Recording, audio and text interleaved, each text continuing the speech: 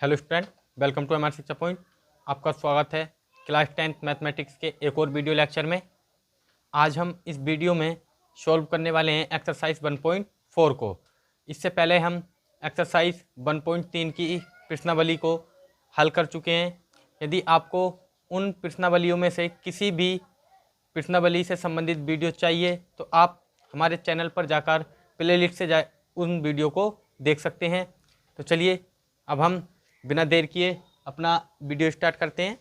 यहाँ पर हमें जो एक्सरसाइज है 1.4 उसका पहला क्वेश्चन दिया गया है कि बिना लंबी विभाजन प्रक्रिया किए बताइए कि निम्नलिखित परिमेय संख्याओं के दशमलव प्रसार। यानी हमें बिना लंबी भाग दिए हुए, यानी विभाजन का मतलब भाग दिए, हमें ये बताना है कि ये जो संख्याएं दी गई हैं इन सभी संख्याओं के जो दशमलव प्रसार हैं वो शांत हैं या फिर अशांत आवृत्ति हैं। तो चलिए पहला क्वेश्चन हम सॉल्व करते हैं। पहला क्वेश्चन दे रखा है हमें 13/3125। इस क्वेश्चन को सॉल्व करने से पहले मैं थोड़ा सा आपको शांत दशमलव और अशांत दशमलव प्रसार के बारे में थोड़ा सा बेसिक्स बता देता हूं। तो चलिए, दशमलव प्रसार दो प्रकार का होता है। जो कोई भी फ्रैक्शन होती है उसका जो दशमलव प्रसार होता है, या फिर कह सकते हैं कोई भी परिमेय या अपरिमेय संख्या होती है उसका जो दशमलव प्रसार होगा हमेशा वो दो प्रकार का होगा, या फिर एक तो होगा शांत और दूसरा अशांत। दशमलव प्रसार एक तो शांत हो सकता है या फिर हो सकता है अशांत। अब ये जो शांत दशमलव प्रसार होता है ये हमेशा परिमेय संख्या होगी, यानी जो भी परिमेय संख्या होगी उसका दशमलव प्रसार हमेशा शांत होगा। परिमेय संख्या हमने अभी इस वीडियो से पहले जो वीडियो प्लेलिस्ट में अपलोड की है उस वीडियो में ही आपको परिमेय संख्याओं के बारे में बहुत डिटेल में बताया था।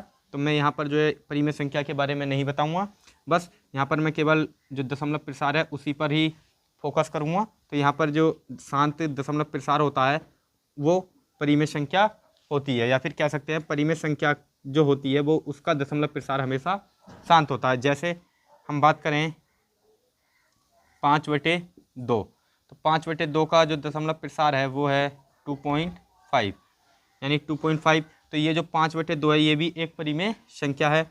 या फिर हम बात करें 1/2 की, यहाँ पर ये जो 1/2 है ये भी एक परिमेय संख्या है और इसका दशमलव प्रसार होता है 0.5। इसी प्रकार हम बात करें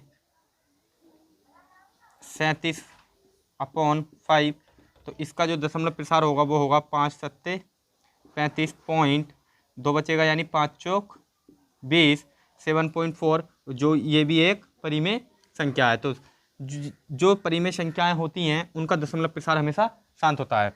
अब बात करते हैं हम दूसरे जो हमारा प्रकार है अशांत दशमलव प्रसार। ये भी दो प्रकार का जो है होता है। पहला होता है आवृत्ति और दूसरा होता है अनावर्ती।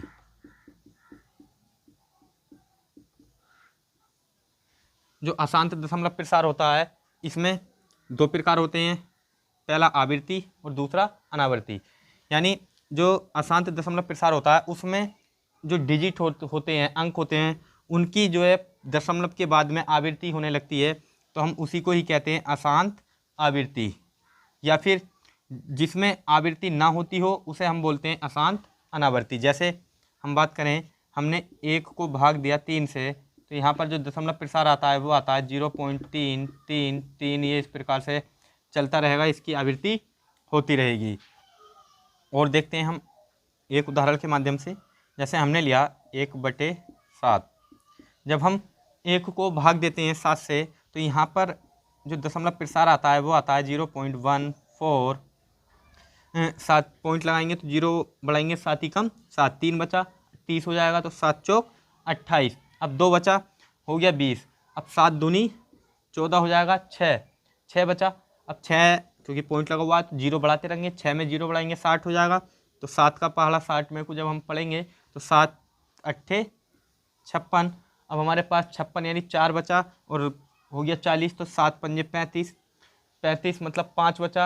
अब 5 बचा तो 0 लगा लेंगे तो 50 हो जाएगा, और 7 का पहाड़ा पढ़ेंगे तो 7 7 49 और बचेगा 1। अब यहाँ पर जो है हमारे पास फिर से जो है एक बच गया है, क्योंकि अब यहाँ पर एक बचेगा। जैसे ही हमारे पास एक बचेगा तो ये जो संख्या है एक, अब एक बचिया, यहाँ एक बच गया तो एक में जीरो लगाओगे तो 10 हो जाएगा फिर से, और जैसे ही 10 हो जाएगा तो एक बार तुम फिर से जो है पहाड़ा पढ़ोगे तो 7 ही कम 7 आएगा, और एक आते खनी फिर से अब एक 7 ही कम 7, फिर जो है 3 बचेगा। इसी प्रकार यहाँ पे फिर 4 बार पढ़ेंगे पहाड़ा, फिर 2 बार, फिर इसी प्रकार ये जो संख्याएँ ये रिपीट होना शुरू कर देंगी। तो इस प्रकार ये जो संख्याएँ हैं, ये संख्याएँ 142857 142857 ये रिपीट होती रहेंगी।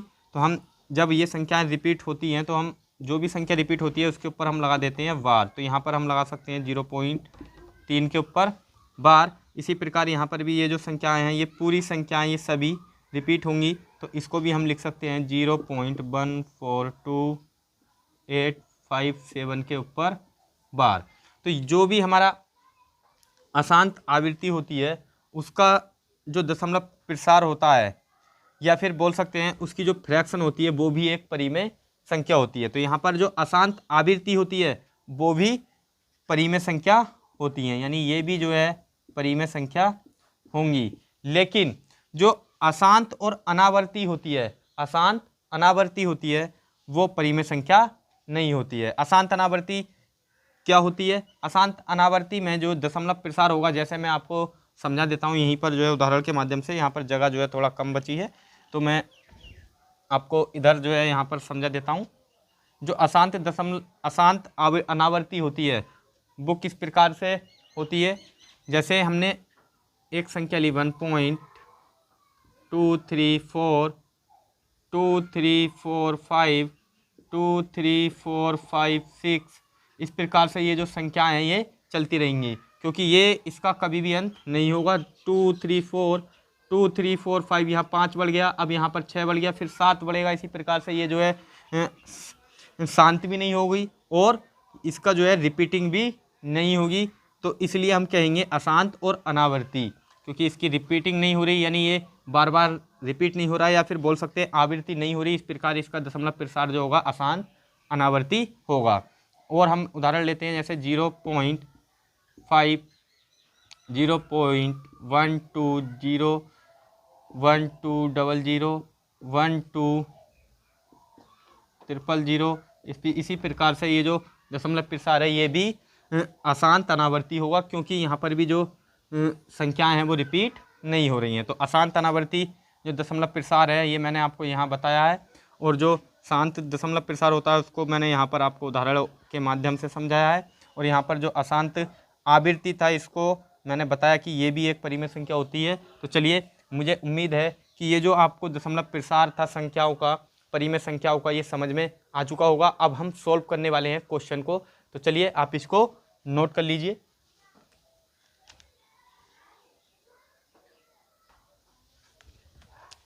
तो चलिए सॉल्व करते हैं पहले क्वेश्चन को, जो कि है 13/3125। अब ये जो 13/3125 है या 13/3125 है, हमें इसका बिना भाग किए दशमलव प्रसार बताना है। तो बिना भाग किए दशमलव प्रसार बताने के लिए एक तरीका होता है, जो कि है, मैं आपको बता देता हूँ कि ये जो हमारा हर होता है, हर, इसका हम करते हैं फैक्टर, इसके हम फैक्टर करते हैं। और जो फैक्टर होते हैं वो 2 की घात या 5 की घात के अगर रूप के होते हैं, केवल 2 की घात या फिर 5 की घात के रूप के होंगे, तब हम कह सकते हैं ये दशमलव प्रसार इसका शांत होगा। अन्यथा हम कहेंगे कि इसका जो दशमलव प्रसार है वो अशांत है। तो चलिए, कब दशमलव प्रसार शांत होगा मैं आपको यहाँ पर लिखकर बता देता हूँ। यदि जो हमारा हर है, हर के गुणनखंड, हर, मैं नीचे वाले की बात कर रहा हूँ क्योंकि ये सब हर हैं, 15, 50, 210, ये जो हर होता है, तो हर के गुणनखंड, अगर हर के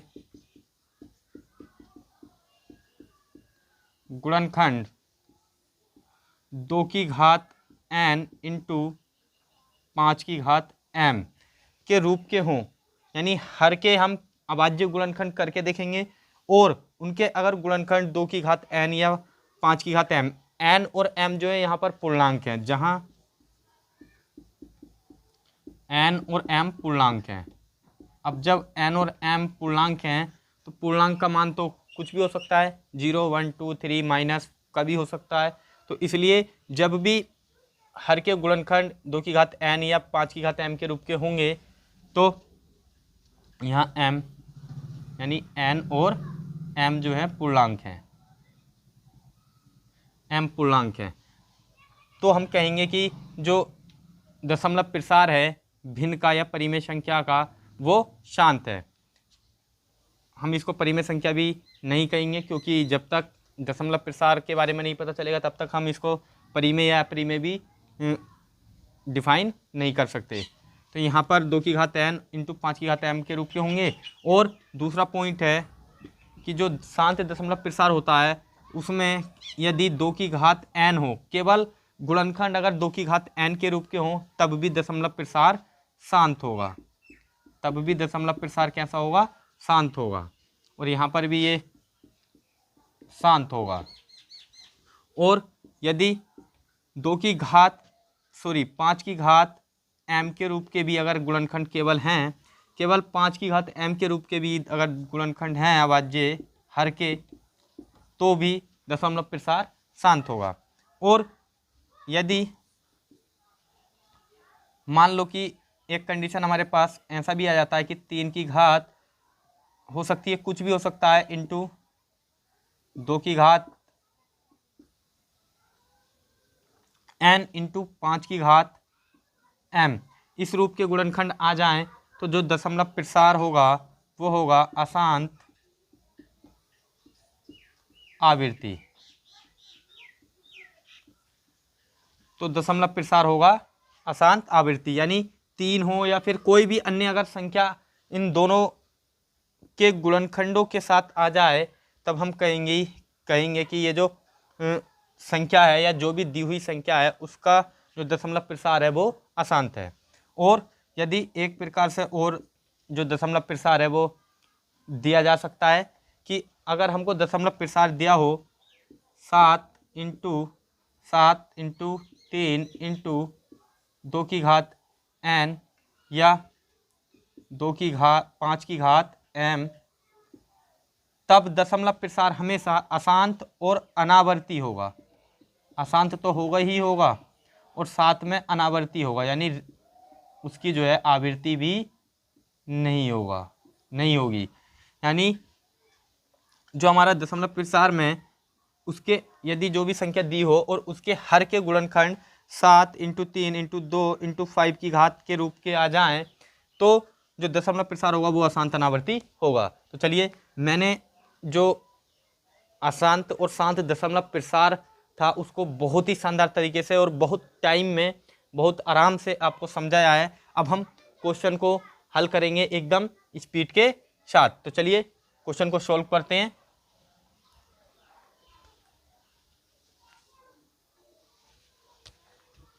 तो चलिए, पहला है क्वेश्चन 13/3125। अब यहाँ पर हम जो हर है, ऊपर वाली जो संख्या होती है वो होती है अंश और नीचे जो होती है वो हर। अब हम हर के यहाँ पर गुणनखंड करेंगे तो हर यहाँ पर 3125 है, 3125 के अभाज्य गुणनखंड करेंगे तो यहाँ पर ये जो 5 से डिवाइड है तो 5 से काटेंगे, 5 छंग 30। यहाँ पर हमारे पास बचा 1, हो जाएगा 12। तो 12 में जब हम 5 का भाग देंगे तो हो जाएगा 2 बार, 5 दूनी 10 और बचेगा 2, क्योंकि 12 था तो 2 बचा। अब यहाँ पर हो जाएगा 25 और 5 का जब हम भाग 25 में देंगे तो हो जाएगा 5 पंजे 25। अब फिर से जो है यहाँ से 5 से भाग देंगे तो 5 ही कम 5, 6 में भाग दिया तो 1 बचा। अब 12 हो गया, 12 में 5 का भाग देंगे तो 5 दूनी 10, 2 बचा, 25 हो गया, 5 पंजे 25। फिर से 5 का भाग देंगे, 5 से 125 को जब हम भाग देते हैं तो आता है 25 और फिर से 25 में 5 का भाग देंगे तो ये हो जाएगा 5 पंजे 25। अब फिर से जो है यहाँ पर 5 से भाग देंगे, 5 ही कम 5। अब हम यहाँ पर जो है इसके अभाज्य गुणनखंड को लिखते हैं। तो यहाँ पर अभाज्य गुणनखंड होंगे, अभाज्य गुणनखंड 5 हमारे पास कितनी बार है, 1 2 3 4 5, यानी 5 हमारे पास 5 बार आया है तो 5 की घात हो जाएगी 5। जो अभाज्य गुणनखंड थे वो प्राप्त हुए हमको 5 की घात 5। और यहाँ हम लिखेंगे कि यहाँ हर के गुणनखंड 5 की घात m के रूप के हैं, 5 की घात m के रूप में हैं, अतः दशमलव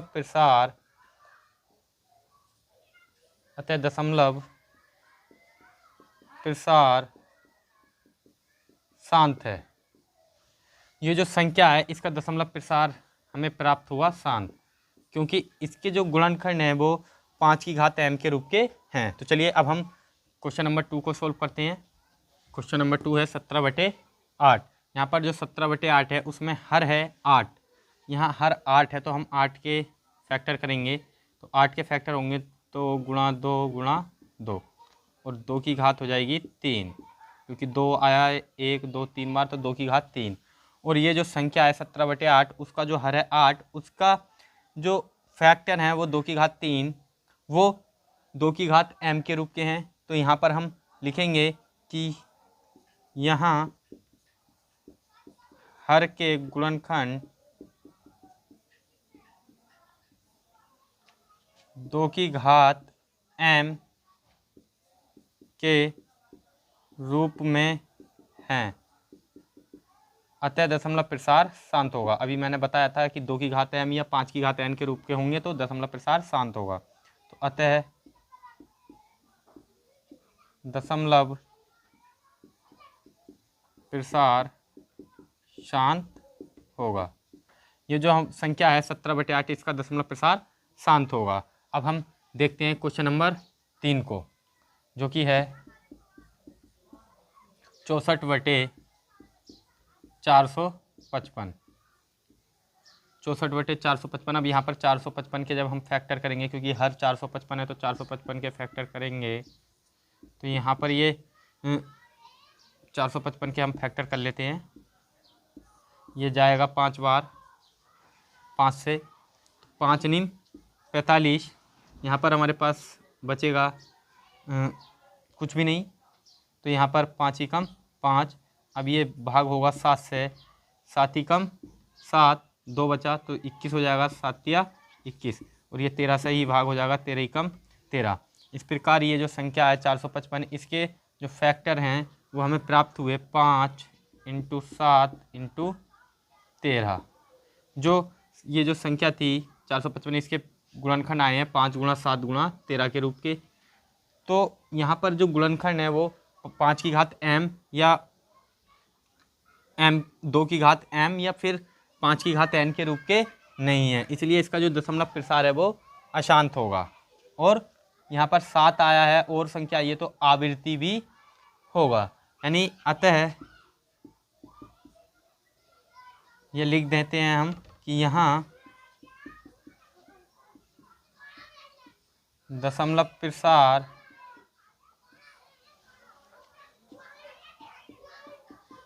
अशांत आवृत्ति है, क्योंकि हर के गुणनखंड 5 की घात m या 5 की घात n या 2 की घात m के रूप के नहीं है। यानी यहाँ जो दशमलव प्रसार अशांत आवृत्ति है, क्योंकि जो हर है 455 उसके जो गुणनखंड हैं वो 5 की घात n या 2 की घात m के रूप के नहीं है। तो चलिए हमने जो एक्सरसाइज 1.4 है उसके पहले क्वेश्चन के जो 3 क्वेश्चन थे उनको सॉल्व कर लिया है, और मुझे आशा है या उम्मीद है कि आप इन 3 क्वेश्चनों को बहुत ही शानदार तरीके से समझ चुके होंगे। और यदि आपके ये 3 क्वेश्चन समझ में आ चुके होंगे तो आप ये जो क्वेश्चन बाकी सब बचे हुए हैं इनको आप स्वयं कर सकते हैं बहुत ही आसानी से, क्योंकि यहाँ पर जो फैक्टर है पहले से ही हुए हैं, और 15 के भी फैक्टर, 50 के भी फैक्टर, 210 के फैक्टर भी आप कर सकते हैं, और यहाँ पर भी फैक्टर पहले से ही हुए हैं, 1600 के भी फैक्टर आप कर सकते हैं। तो मैं कह सकता हूँ कि ये जो क्वेश्चन है आप स्वयं कर सकते हैं। तो चलिए अब हम नेक्स्ट वीडियो में आपके लिए लेकर आएंगे क्वेश्चन नंबर 2 से आगे के प्रश्नों को, क्योंकि वीडियो जो है काफ़ी लंबा हो चुका है। और अब हम इस वीडियो को जो है यहीं पर स्टॉप करते हैं। और यदि आपको ये जो वीडियो अच्छा लगा हो, यदि आपको समझ में आया हो, तो प्लीज़ वीडियो को लाइक, शेयर और सब्सक्राइब करना ना भूलें। Thanks for watching.